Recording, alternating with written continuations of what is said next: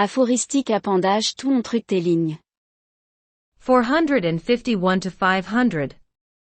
451. Tout organisme vivant exploite son environnement. C'est là que réside le péché originel. 452. Sachez que les êtres humains peuvent être conditionnés pour se sentir coupables de tout et n'importe quoi. Le christianisme a commencé et nous n'en avons pas fini avec lui. Il est même possible d'imaginer qu'un jour, nous ne nous sentirons coupables de rien de moins que de notre présence sur la planète. Comment pourrons-nous alors nous déculpabiliser sans nous débarrasser de nous-mêmes? C'est une question sur laquelle il n'est pas facile de s'attarder. 453. Le lien ou contrat social est si fort que, dans certaines circonstances, il peut conduire à accueillir la mort de manière individuelle ou collective. 454. L'expansion et la longévité de certaines croyances s'expliquent peut-être par le fait qu'elles comportent, outre quelques histoires clés et principes ou concepts fondamentaux d'une grande portée et d'une grande profondeur, des aspects secondaires qui peuvent être éliminés, modifiés ou simplement évités par les adeptes qui, pour diverses raisons, n'y sont pas réceptifs. 455. Aucun instinct n'est plus fort que le social pour la simple raison qu'il peut compter plus que la survie. 456. L'instinct social est présent 24 heures sur 24, 7 jours sur 7 ou presque, l'instinct sexuel est sporadique ou épisodique dans le meilleur des cas. 457.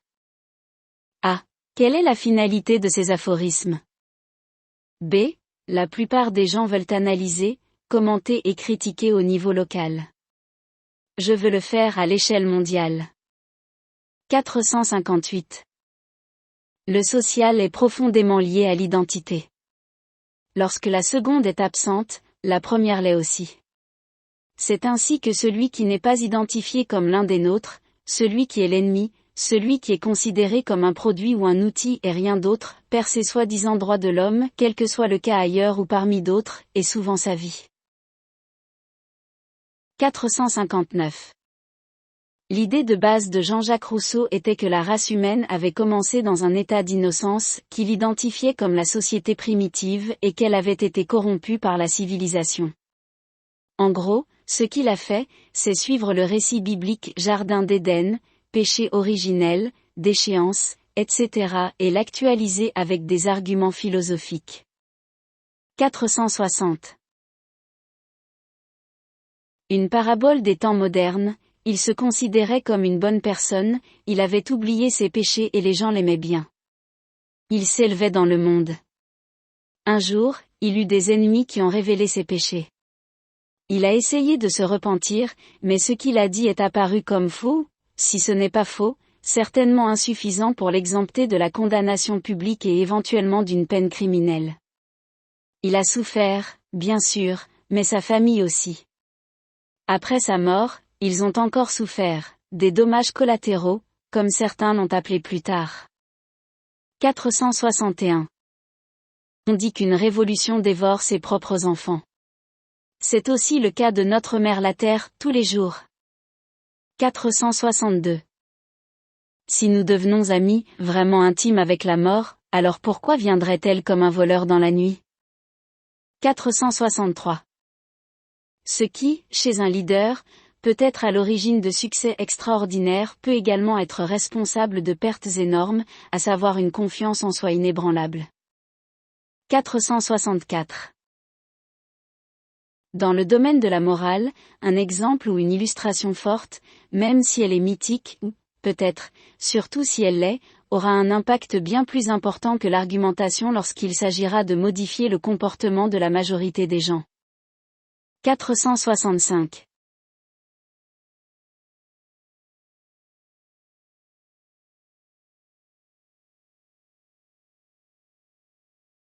A. Méfie-toi de ceux qui condamnent trop vite, mon ami, car ce n'est sûrement pas le lait de la bonté humaine qui coule dans leurs veines. B. Non, mais peut-être que l'appel de la justice résonne dans leur cœur. A. Dans leurs oreilles, peut-être, mais dans leur cœur. Quoi qu'il en soit, disons que tu as raison. Il me semble alors qu'il existe une dynamique éternelle dans laquelle la justice jaillit de l'injustice et l'injustice de la justice. B. Les deux sont complètement opposés. A. Idéalement, tu as raison, mais concrètement, tu as tort. B. Et qu'en est-il de cette distinction entre idéal et réel? Il me semble que tu es contre toutes les oppositions. A. Oui, j'admets que l'idéal traverse le réel et vice-versa. Nous avons donc peut-être raison tous les deux. B. Une conclusion tout à fait insatisfaisante. A. As-tu déjà entendu parler d'une conclusion totalement satisfaisante? B. Oui, 2 plus 2 font 4. Si ce n'est pas satisfaisant, permets-moi de te présenter une théorie qui a fait ses preuves. A. Une théorie peut toujours être infirmée par plus d'informations, plus d'observations, etc. B. Cette conversation ne mène nulle part. A. Je reviens donc à ma question initiale, as-tu déjà entendu parler d'une conclusion complètement satisfaisante? B. J'ai entendu parler d'une conclusion totalement satisfaisante qui consiste à tuer son adversaire. A. Cela ne marchera pas dans ton cas, mon ami, car bien que tu sois hostile à ce que je dis, tu as le lait de la bonté humaine, comme je le crois, qui coule dans tes veines. 466. Comment décrire la préhistoire en quelques mots? La vitesse, la force, la taille, la furtivité, la sauvagerie, les super-scènes, les dents et les griffes en forme de sabre sont lentement égalées, puis mis à mal par des outils et un travail d'équipe de plus en plus sophistiqué. 467. Une fois que les êtres humains ont eu le feu en leur possession, c'est comme si l'univers avait pris une décision. 468. Le fait que les philosophes reviennent sans cesse à la question « Qu'est-ce que la philosophie ?» montre qu'elle est fondamentalement le problème d'elle-même, mais pas dans le sens où ce problème doit être ou devrait être résolu, sauf dans le sens paradoxal où il acquiert une direction et un sens en essayant de le faire. Non, c'est seulement dans le sens où il n'y a pas de réponse finale à la question de ce qu'elle est, ou, d'ailleurs, de ce qu'est quoi que ce soit. 469. Les deux principales factions politiques regardent les violences commises par l'autre camp ou même vaguement associées à celui-ci et tentent de faire valoir qu'il s'agit des pires. Quelle bêtise, du moins, quelle bêtise ce serait si la violence était vraiment l'enjeu. 470. Le professionnalisme extrait des contes d'un esprit libre, là où les gens excellents dans certains domaines et déclinent progressivement dans tous les autres, là où les discours polis et préparés remplacent la fraîcheur et l'originalité et où les demi-mensonges envers les autres se substituent à l'écoute de soi, là où le calcul compte plus que la franchise, où la créativité et un succès ignoble une noble défaite, enfin, là où l'efficacité machinale tire le sang de la vie, du visage et des mots des gens de telle sorte qu'ils ressemblent à des mannequins en mouvement, forme figée d'une identité organisationnelle, c'est cela le professionnalisme. 471. Quelqu'un a-t-il déjà remarqué la ressemblance frappante entre la politique des partis et les sports d'équipe? Dans les deux cas, on soutient son camp et on se bat comme un diable pour gagner chaque match. Bien sûr, cela peut durer de nombreuses années. Mais il est également possible que, pour une raison ou une autre, on se retrouve à jouer de l'autre côté du terrain. On se bat alors comme un diable pour gagner chaque match contre ceux que l'on appelait autrefois ses amis, ses coéquipiers, ses compagnons d'armes, etc. Quelqu'un a-t-il déjà remarqué que la loyauté à vie ne fait pas partie de l'éthique de l'une ou l'autre de ces deux activités? 472. Comme il est difficile de se rendre compte que notre interprétation des choses est un dépliage de nous-mêmes d'une vision du monde particulière qui a déjà été intégrée.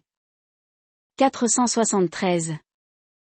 Oh, penser que chaque jour du passé était autrefois aussi brillant et neuf que n'importe quel jour du présent et que maintenant il ne peut être vu qu'à travers un verre sombre.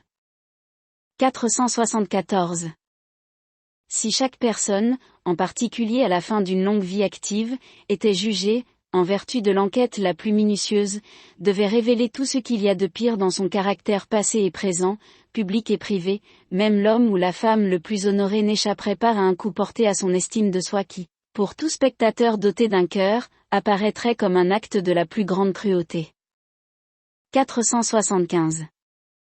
La société d'aujourd'hui stocke les personnes âgées et elle le fait sans doute en toute bonne conscience dans des lieux appelés maisons de retraite, comme si elle ne demandait rien d'autre que d'être éloignée des jeunes. 476. L'enfant, en colère, je n'ai pas choisi de naître. Parents, oui, tu n'as pas postulé pour cela comme je l'ai fait. 477. Maximiser les péchés de l'adversaire ou de l'ennemi et minimiser les siens constitue le plus grand péché que l'humanité perpètre dans sa tentative d'apporter la lumière à tous. 478. Il y a beaucoup de choses que nous réfutons, beaucoup de choses que nous critiquons et condamnons, qui, de manière souterraine, offrent quelque chose qui n'est pas sans rapport avec le plaisir. 479. Il n'y a pratiquement aucune position en philosophie qui, si l'on y regarde bien, ne permette pas de découvrir de nouveaux arguments pour la soutenir. 480. Étant donné que rien n'est plus proche de nous que nos propres pensées, si elles deviennent notre adversaire, il est probable que nous devrons affronter un ennemi à long terme, insidieux et débilitant. 481. Il est possible qu'il y ait des personnes qui vivent toute leur vie sans péché, mais si c'est le cas, elles sont loin d'être des saints tourmentés qui ont dû se vaincre eux-mêmes. 482. 2500 ans de philosophie et de nombreux systèmes philosophiques ont fourni une matière abondante pour ce qu'il faut bien appeler les éléments à la mode et partisans de cette activité. 483. Les choses sont tellement complexes et contradictoires qu'un grand simplificateur sera toujours le bienvenu. En effet, s'il arrive en temps de crise et qu'il propose une solution rapide, il sera accueilli en héros, et parfois bien plus. 484. Le mensonge le plus grand, le plus désiré, le plus courant et le plus subtil est celui qui consiste à dire que la vérité sur telle ou telle question est au fond une affaire simple. 485. La vérité est idéalisée comme étant absolument identique à elle-même. Dans la pratique, cependant, elle fait la guerre au mensonge de manière à ce que ces deux opposés s'interpénètrent et se chevauchent à jamais. 486. Honoré dans un coin, détesté dans l'autre, y a-t-il jamais eu une personne haut placée qui ait échappé à ce destin? 487. Élève, qu'est-ce que Wittgenstein entendait par l'indicible? Professeur de philosophie, oui, il y a beaucoup à dire sur ce sujet. Je commencerai par 488. Si l'on recense toutes les positions prises depuis 200 ans sur différents sujets et dans différents domaines, si l'on note tous les arguments avancés à l'appui de ces positions et qui semblent être présentés de manière rigoureuse, consciencieuse et complète, on doit certainement arriver à la conclusion que la certitude argumentative est l'une des illusions les plus tenaces et les plus inexpugnables que nous ayons. 489. Quel est le trompe-l'œil de l'argumentation? Que le dernier argument, apparemment irréfutable, apparemment tellement dans l'air du temps, même, de tous les temps, ne peut être que le dernier mot sur le sujet. 490. L'éternel problème de la philosophie est qu'elle doit être à la fois très conservatrice et très libérale, très conservatrice dans son engagement à se perpétuer, très libérale dans son engagement à se remettre en question et même à prendre des risques. Remarque, il ne s'agit pas de savoir si l'un est bénéfique et l'autre non. L'éternel problème de la philosophie est sa condition de possibilité. 491. Pensée Y. Si les personnes que nous critiquons de quelque manière que ce soit pouvaient être en notre compagnie à tout moment et nous interrompre, nous réfuter et nous critiquer, il est fort probable que nous deviendrions fous ou que nous serions contraints d'adopter une règle stricte de silence. 492. Transposez toute la préoccupation que vous avez pour vous-même sur les autres et ils ne devraient pas être plus mystérieux dans leur profondeur que vous ne l'êtes pour vous-même. 493. Oui, le troupeau représente beaucoup pour l'animal qui en fait partie, mais lorsque l'un d'entre eux est abattu par un prédateur, les autres le regardent avec indifférence. C'est du moins ce qu'il semble, car il se pourrait que ce qui est en nous soit aussi en eux, mais en sourdine, sans être visible. 494. Quand on est jeune, chaque instant est une invitation, une séduction. Quand on est vieux, c'est plutôt une confrontation ou au mieux un défi. 495. Tout ce qui menace les intérêts d'une personne peut facilement conduire à des aveuglements moraux ou éthiques. Ou, pour le dire autrement, trouver des expédients pour éviter d'avoir mauvaise conscience fait partie de la condition humaine. 496. Notre belle époque a quelque chose de nouveau à offrir au palais, culturellement parlant, l'hypersensibilité morale distillée avec une extrême crudité, voire cruauté. 497. Si la philosophie, contrairement à la science, a tendance à tourner en rond, elle a un avantage sur l'autre, c'est que ses grands textes ne sont jamais périmés. Bref, la bonne lecture est là pour ceux qui ne peuvent s'en passer. 498. Le trop familier peut un jour devenir le trop lointain, ce qui est particulièrement observable, hélas, chez ceux qui ont partagé autrefois de nombreux repas, de nombreux éclats de rire et de nombreux moments de tendresse. 499. Ce qui est en fin de compte incompatible, mais en même temps absolument vital en philosophie, c'est la volonté de clarté et la volonté d'exhaustivité. 500. La plus grande démocratie est le royaume de la mort où les grands et les petits, les riches et les pauvres, les bons et les mauvais, les beaux et les laids, les forts et les faibles, les sages et les fous, les célèbres et les oubliés, les bénis et les maudits trouvent leur première communauté, leur point commun préexistant.